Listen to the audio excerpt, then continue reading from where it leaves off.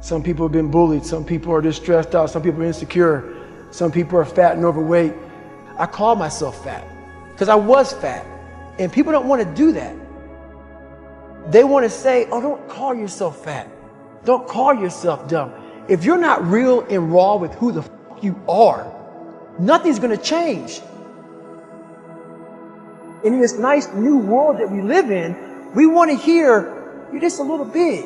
No, man, you might be fat. We surround ourselves around people that make us feel great. They tell us what we want to hear. The second we put ourselves amongst the uncommon people, we don't like that feeling. That challenging feeling of that person waking up at 3:30 in the morning and say, hey, put your shit on, we're going for a run. We like that person who says, hey, you know, man, I don't feel good today, man. And they say, oh, it's okay, brother.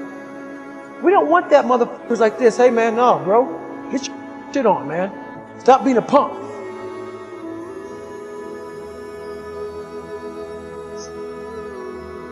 This is all about the quitting mind. So what's the quitting mind? So let's say it's day one of a job interview. We all know what it feels like. You have your clothes laid out. You got the food ready to go in the morning. You've been preparing for weeks and weeks and weeks. You show up and you bring your best self. You get the job. Merry Christmas. All right. After a couple months, you start showing up to work a little later. You don't look as good. Your clothes aren't laid out. Your breakfast isn't ready. Your mind gets softer. We do that in everything in life. When New Year's coming up, guess what? Don't have a fucking quitting mind. Repetition every day. Stay hard. I believe that most human beings are only living at about 40% of their capability. The mind has a governor, like a car. If you're driving a car and the car has a governor on it, the car may say 130 miles an hour, but the governor's set for 91. The car wants to go. The car wants to go, but that factory said, we're not going past 91. We have a factory, a nice governor in our brain, and it's a survival mechanism. It protects us from pain and suffering. At all times of your life, the mind has a tactical advantage over you. Why is that? It knows what you're afraid of. It knows your insecurities. It knows your deep, dark lies. And it starts to push you away from that. It pushes you in a direction that is comfortable. The mind controls everything. You get to 40%, your brain says, we're done. Let's roll, man. This is starting to get painful. This is uncomfortable. So you sit down. You have to figure out ways, and everybody's different. That's how the book kind of talks about, like we all have these things about, 5 steps to this and 4 steps to this. It's not more than that. That's all bullshit. It's a practice that you have to, it's a habit. So if you know that at 40%, I'm feeling pain. At 40% I'm feeling pain. That's where the 40% rule kicks in.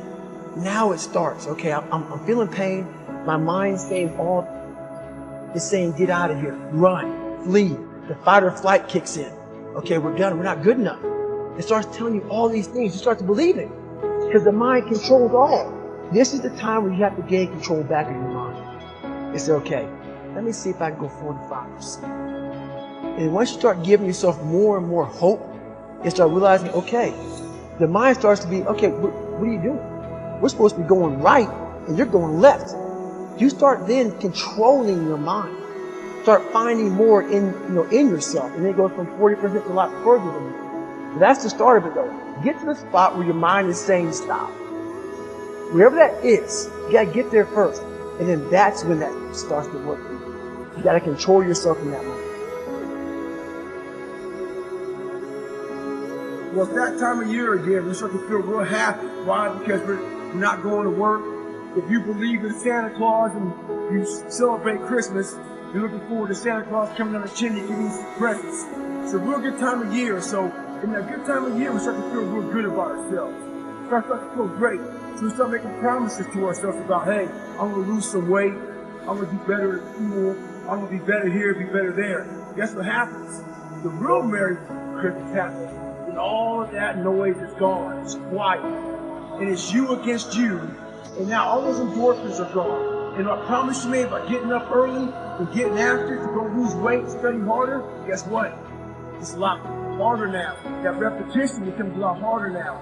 So a lot of us can't do things on our own. So find somebody in your life. So when you throw that towel in, they throw that motherfucker back at you and say you're not done yet. How are you going to feel when you accomplish this goal? Coming from that. Coming from the fucking hell you came from. A lot of people start from a good starting point. They have a good foundation. What if you can surpass all of them? What if everybody who was way up here started up here?